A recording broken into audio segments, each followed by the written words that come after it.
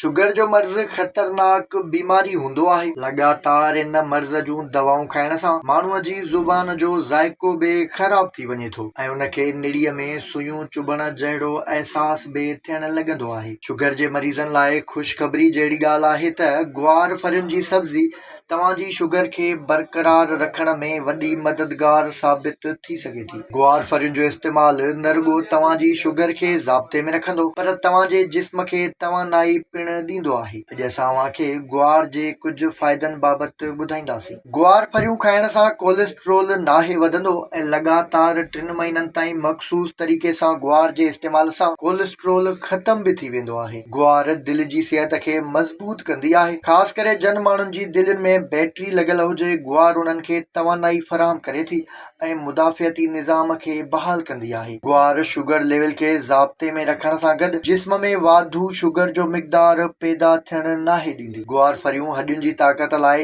इंतिहाई फ़ाइदेमंद हूंदियूं आहिनि। उन जे इस्तेमाल सां हॾनि जी कैंसर खां बि बची सघिजे थो। ग्वार जे इस्तेमाल सां फालिज जी बीमारी में बि जिस्म खे मुतहरिक रखण में मदद मिलंदी आहे। इन सां गॾु उहा उमेदवारीअ दौरान औरतुनि जी सिहत खे बरक़रार रखण जे लाइ सभ खां ताक़तवर सब्ज़ी पिणु आहे। तंहिं बावजूद बि ग्वार जो घणे मिक़दार में इस्तेमाल कुझु नुक़सान बि ॾेई सघे थो। घणी ग्वार खाइण सां पेट ख़राब थींदो आहे। पेचिस जी तकलीफ़ सां गॾु साह ॿूसाट ॼण जी बि तकलीफ़ थिए थी। घणी ग्वार खाइण सां जिस्म में फाइबर जो मिक़दार वधी वेंदो आहे जंहिंसां घबराहट ऐं बेक़रारी थिए थी।